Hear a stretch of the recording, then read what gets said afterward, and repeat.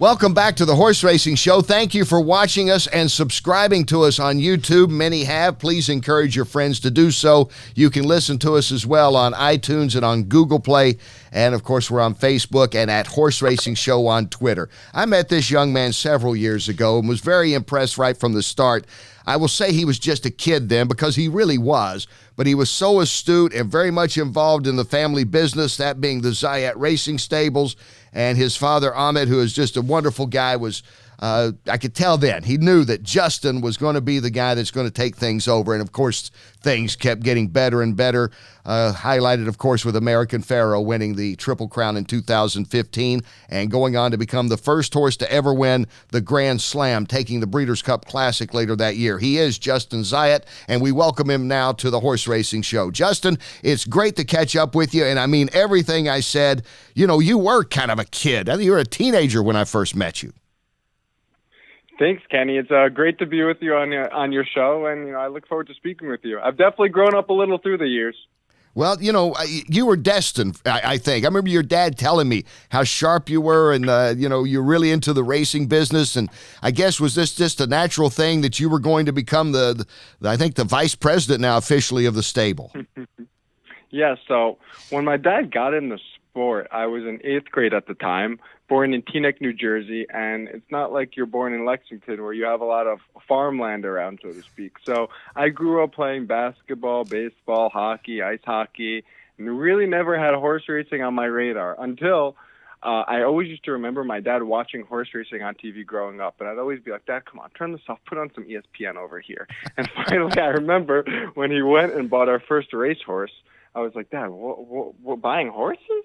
He goes, I'm telling you, Justin, give it a chance. And I remember I watched our first race, and from that day, I was instantly captured. And I was like, from 8th grade on, I'd be wanting to get the alerts on my phone. I'd be like, Dad, who's the trainer of this horse? And like, lo and behold, we had Bob Baffert, D. Wayne Lucas, Todd Pletcher. So I got to go what I like to call, I went to the Harvard of horse racing, learning from all these guys. So through my years, I've got some good experience, and really it's become my passion. It's my love. Zayat Stables is my sports team, and, I treat it like that. I wake up every day, it's the first thing that's on my mind: who's working, who's racing, what's coming up, and, it's like putting out your starting five in the NBA. Where are we going to run, next week in Saratoga, so to speak. That's the thing. It is a team sport.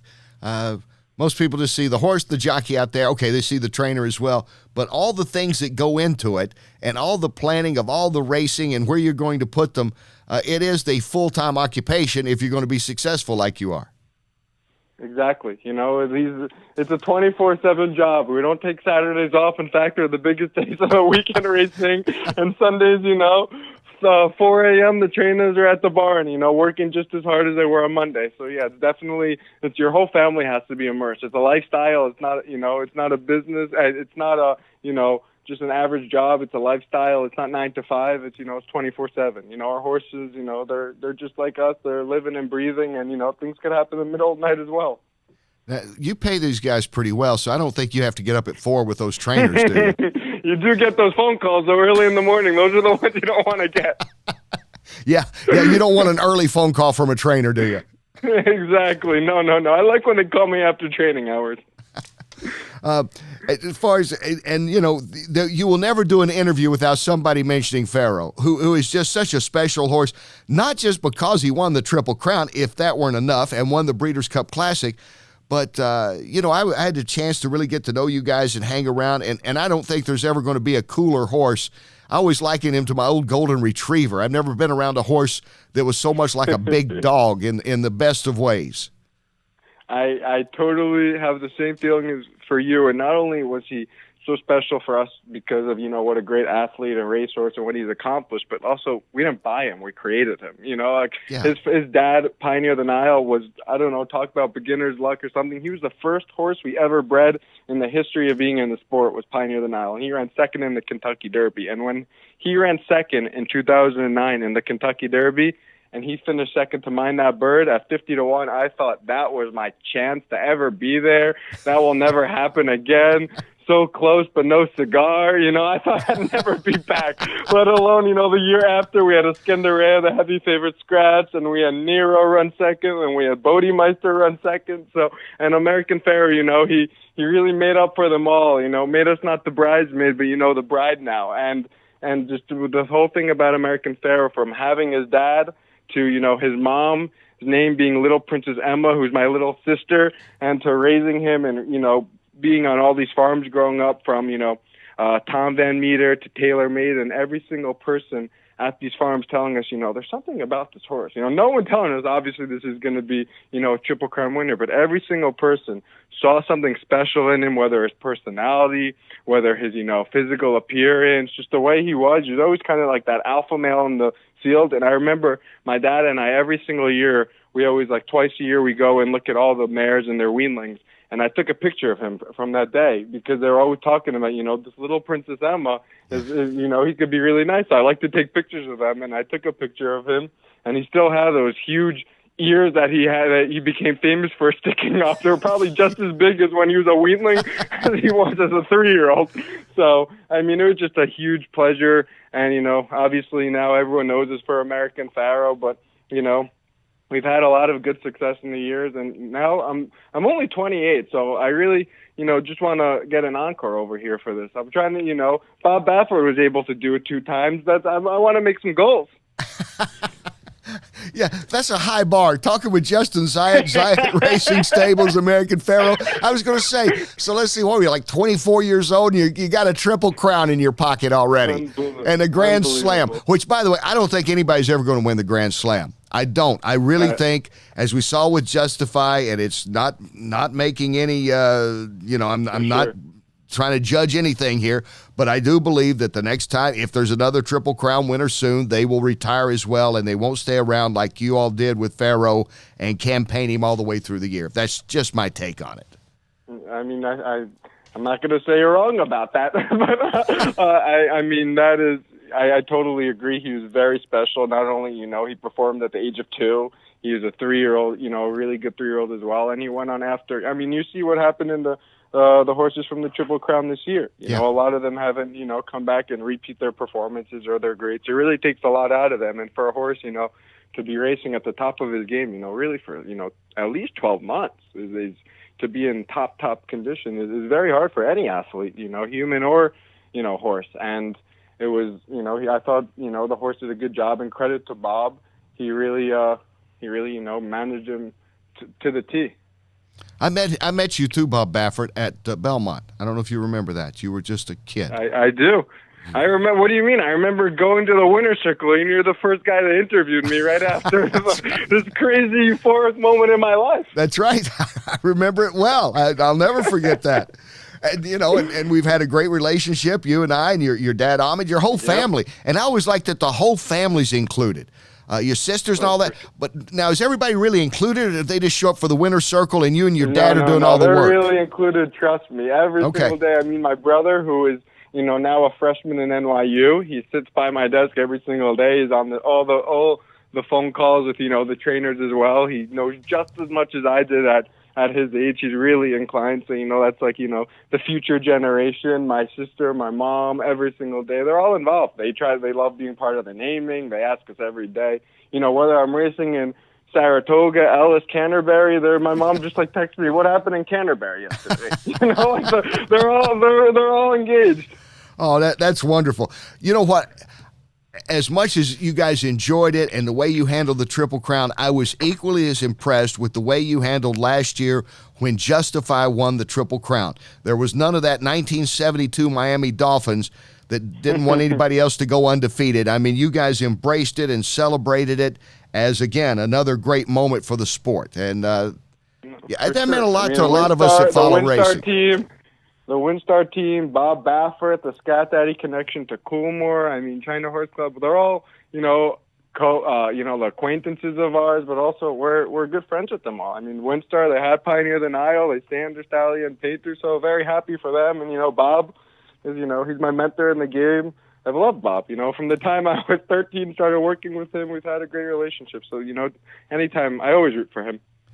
Well, and looking back, as you said, and the perseverance of your dad and to come so close never was discouraged. I remember I was there for all of them. Pioneer of the Nile, Nero.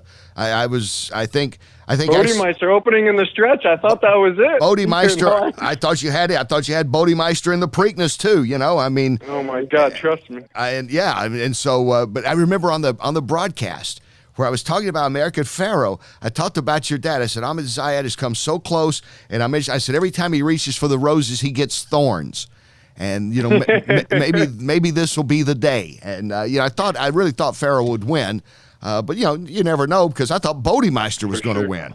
Exactly. I thought Painter was going to win the Belmont. Look at Painter in the Belmont. Me too.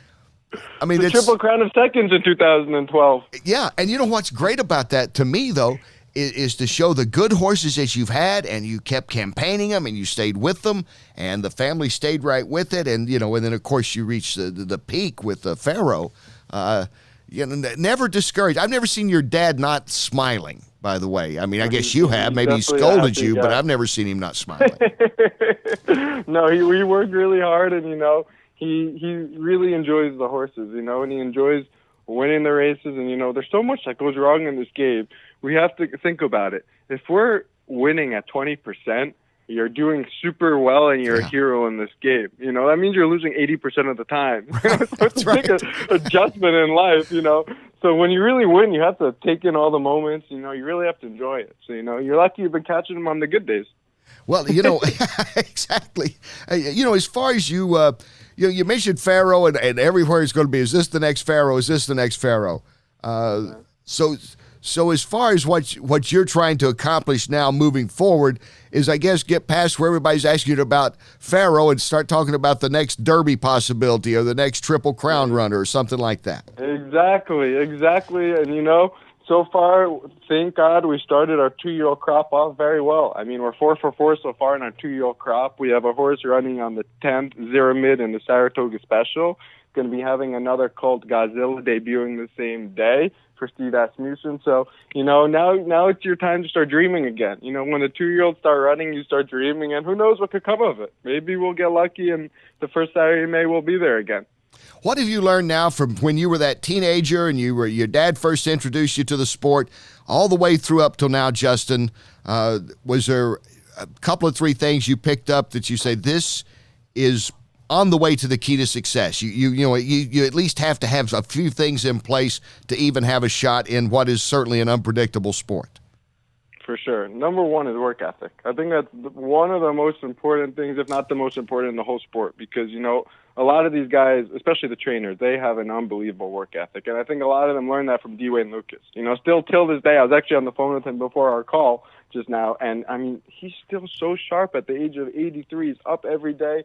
3:45, he's on his ponies, bringing out the first set before, half the guys get to the barn. And it's just, his work ethic is something that I've taken, I've learned from these guys really about that. And it applies from, being on top of it as a racing manager to, being on top of your horses, but also when you go to the sales. The sales to go through Keeneland when you have, 5,000 yearlings over there and you're only buying, 20 or 30 of them, to be selective and to really do the work and not rely on others and, just listen to, the hype or, what people are telling you, but really you yourself digging deep into the pedigrees, looking at the rags and seeing, the heart scans, how, the physical of the horses and really doing a lot of that, It takes a lot of work. The success in this game doesn't come easy. You may get lucky with, one horse here and there, and, you could get lucky like that in this game. But, to continuously, want to be on top and to have, good horse after good horse after good horse, that takes a lot of hard work. And look at Bob Baffert. I mean, This guy works harder than anyone, trust me. People may say, Bob doesn't go to the barn till 7:30. Trust me, Bob knows every single thing about every little horse in that barn, whether it's in Los Alamitos, whether it's in Santa Anita, whether it's in Del Mar. He's got every plan in the back of his head. One thing about Bob what makes him brilliant is, he's like Peyton Manning at the time. The guy is at calling audibles. He'll call them on the spot. He knows which horses are going to this race, how they're training. His intel is so sharp. And, some things I learned from all of them. I learned a little from Wayne. I learned a little from Todd Fletcher. Todd is, the absolute professional, kind of always even keeled. sometimes good to be, in the game as well. So, you pick up little things from everyone, and, you try to shape your own, personality, your own work ethic, and, hopefully it breeds success. Well, I tell you, it speaks for itself. You get, when you come so close 3 times to winning the Derby, then you win the Triple Crown, then you get a runner-up in the Belmont. All these things just they don't happen, and horse people know that. And I think if you're on the outside, if you're just a baseball fan, you look at that accomplishment of Zayat Stables, Justin, and you're going that, you guys just didn't fall into this. It's not like the guy that has, a 4-for-4 game and doesn't get a hit the rest of the season. They have to send him back to AAA. Exactly, and that's one thing I don't want to. I want to be known to be American Pharoah associated with American Pharoah, but I don't only want to be known that like your stable was a one-hit wonder sort of. We have had multiple good horses. We made 26 stallions. We're very proud of that, and we're looking to get more into the breeding, have more fillies, and really be a full-fledged operation like we are. But it's like you said, it's very important. You just have to work hard. You work hard, and hopefully it'll all come together. Now, how close is Zayat now branching out for the breeding operation and the racing operation? Is it going to be like proportion, so much for this, so much for that, or is it just going to happen out? It's going to kind of happen out. We're going to kind of, watch how the market plays, see, with the strains, maybe go a little more international. Who knows? We're kind of scoping it out as we go right now, kind of day to day. But, that's kind of how I learned from Bob Baffert, one thing. He kind of does his moves. He's not telling you, hey, this horse is going to break his maiden, I'm going to run him in the futurity. He's like, hey, this horse is going to break his maiden. We're going to work him back. We're going to see how he's doing. We're going to see the field, and then we're going to enter. There's a very methodical approach to it. It's not like, just shoot from the hip. So, I got to see how the yearling sells, how the market's going, and start assessing it before, we start making really our Keeneland plans. So we kind of take it day by day, see how the 2-year-old crop is doing, how Saratoga meet and Del Mar meet go, and you kind of, like I said, day by day. Well, I remember hanging out with Bob Baffert at Del Mar in 2014. He said American Pharoah is going to be a really good horse. I'll just tell you that. Yeah, he knew. I remember that day. I'll tell you something, a great story about that. So we went that morning. This was after he got beat and he ran 5th in his maiden. All of us were puzzled. By the way, I'll give you a great story before that. I was actually at my wife now. I was at her house for the first time when I was dating her. It was the weekend that American Pharoah was debuting. And her family also has no clue about, thoroughbred racing at all. So I was explaining to them about my job. And I was like, no, I was explaining what I do. And I was like, I actually have a horse I'm really excited about running tomorrow. Maybe you guys should all watch it with me. And I'm thinking, like, this horse is going to run off the screen. He's going to make me look all good and everything. Yeah. All of a sudden, I'm, like, watching with them, and the horse is backing up and running 5th.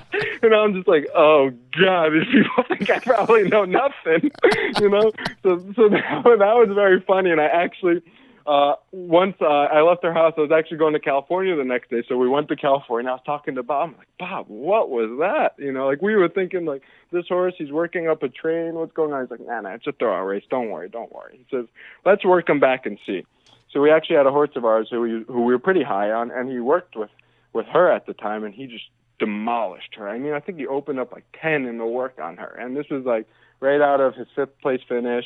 And I'm just like, wow, the Del Mar Futurity is 2 weeks away. I'm thinking about it in my head, and I was like, Bob's going to probably think I'm crazy if I even suggest something like that. He'll probably think I'm nuts. So, I go home. Later in the day, I text him, like, that was a crazy work. Del Mar Futurity, ? And he responds, thinking about it. That was exactly his response. Once he said thinking about it, I was like, oh, boy. Something good's going to happen. And he just knew. Like, I knew if Bob entered, Bob was confident, Yeah. Oh, and like you say, to me, I always like that Bob, you mentioned it comes a little later than some do to the barn, but I always look at him as the kind of guy that, it's the quality of work. A lot of people, exactly. you can hang around 15 hours a day, and if you're only accomplishing about 3 hours worth of work, why do it? Exactly. I'm 100% on. He trusts me. He comes in. He has a plan. He knows exactly what he's going to accomplish. And I mean, it's the way he works his horses too. I mean, the way he scripts up the works, they're just so beautiful watching his horses work. It's like you can't even draw it up any better than they go. And he always has a plan. And his jocks, he's controlling them with, he's got their earpiece in their ear a lot of the time, and he's so detail oriented. It's amazing. You know, he gave me, it's one of my favorite presents ever. He gave me one of Pharoah's shoes before when he had his last workout at getting ready to run at the Breeders' Cup Classic. That is special. Because, you know, we've done the interviews all the way through. You know, I'd been all the way through that year with all of you guys. And, you know, that was the one. I remember having to interrupt. I remember having to take you all away from the great actor Bill Murray. Yeah, that was funny. Remember at the Haskell? We're at the Haskell, and there's we got a huge audience. You know, Pharoah's first race is a Triple Crown. He's at the Haskell. Bill Murray's doing the Riders Up that day, and you know, he's talking to your family, and he's talking to Baffert, and you know how live TV is. They're coming to me in 30 seconds, and I'm having to tell Bill Murray, you got to go. Hurry up, guys. I felt bad. Wow. I guess he'll never come on the show. You never know. Hey, you never know. And now, big news in the Justin Zayat family. Big news coming up. Let's get to the most important news. It was breeding season. I thought it was only, appropriate. That's right. So when is the baby due? You and your lovely wife? So my baby is due exactly on September 7th. So right after Labor Day, we're expecting. So it's really rolling around the corner very quickly. Oh, wow. Yeah, I noticed you planned it so you didn't interrupt the Triple Crown season. Yeah, exactly. And 2 days before Keeneland, so everything is looking right on schedule. Boy or girl, or do we know? We don't know yet. We're going to be surprised. I like There's that. There's only so many surprises in life. Yeah. No, I like that. I mean, that's old school, isn't it? You know, let's find out. Yeah, it is. It is. I know a lot of my friends, they all know, but, we're just like, hey, let's be surprised. It's your first kid. There's only so many surprises you could have in life. So, I could wait. Oh, man, that's wonderful. And like you say, you'll be able to come to the Keeneland sale. Yeah, exactly. that's Keeneland will be running an ad about this. That's like that's the best ad they've got right now. Have your babies before you come buy our babies. Exactly. We just gave him a slogan. Look at that. I like that one. They should, we'll collect royalties on that too. We'll go buy a horse together. Hey, do you make it when you come down? When you have a chance, how often do you see Pharoah? Do you make it out there to the farm? Every single time I come down, I try to see Pharoah. He may be in Australia when I come for Keeneland. Right. But whenever I am in Kentucky and the horse is in Kentucky, I go see him, of course. Yeah, I figure he probably remembers you. Yeah, I hope. No, they do. Horses do remember like that. People have been around them. I think they do. Yeah, he's a very smart guy, so I wouldn't put it past him. Yeah. But talking about there, how about those babies? They're coming out running hot. I was going to say, right out of the gate, he had like 2 winners, like bang bang, right? The first couple at the filly. Not only that, in France, in France, Ireland, yes, America. It's exciting. All continents are coming. Turf, dirt. He's really got it all. He's a special, special horse. Well, he really is. And you start thinking of all the great horses. How many did they have? Some of them, they had some good mares brought to them. The brood mares became pretty valuable. Yep. But yeah, you look at the great horses. It's a lot like great athletes, isn't it? I don't know how many. Exactly. I don't know how many Derek Jeter Jr. is going to hit a home run if Derek Jeter Jr. exists out there, one of the great players. Exactly. I figured you're a Yankees fan. I threw that one in. Yeah, you're right over there. See, no, but I do agree with you. I do agree. Yeah, because I think of like a lot of humans, great athletes as humans. Very few had exceptional sons. Michael Jordan, tremendous. I called a couple of basketball games his son played in. He played major college as a good player, but he's never going to be Michael Jordan. So yeah. No, exactly. So who knows? I guess we're going to find out. Well, like I say, Pharoah's off to a sensational start as a stallion. That's for sure. Definitely true, and it's exciting. Watching them also physically, a lot of them look like him. So it's like, we have one who happens to be a half brother to Secret Circle, the horse that won the Breeders' Cup, and he looks exactly like Pharoah. It's like he's got like no Secret Circle in him at all. You just look at him, and he looks like a carbon copy. It's nuts. Wow, I look forward to seeing him. Yeah, he'll be training with Bob. His name is Finally the One. Finally the Larry one? Comus' famous slogan? Yes. So we named him for Larry. Oh, that's great. That is fine. Okay, Larry told me about now I'm putting it all together. Yeah. Finally the one. Exactly. Larry's great call when Pharoah. And, exactly. And let's face that is a moment that if you even watched on TV, you probably won't forget. I will never forget because I remember, well, just the crowd at Belmont and grown people. It was literally deafening. It was, oh my God. I still till this day, I mean, I brought friends with me to that Belmont who've never been to a horse race before.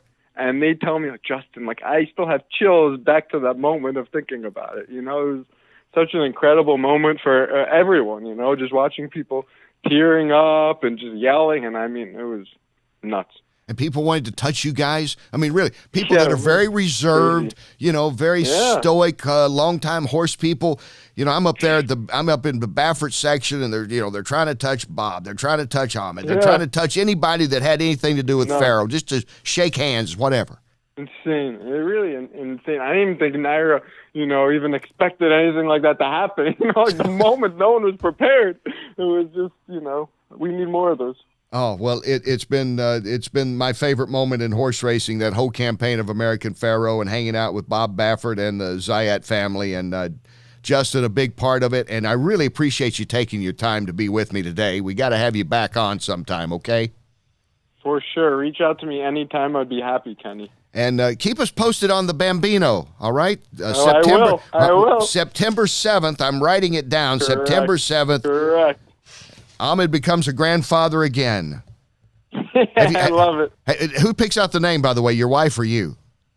Oh, a good question. I'm gonna leave it to her. No, we'll do it together.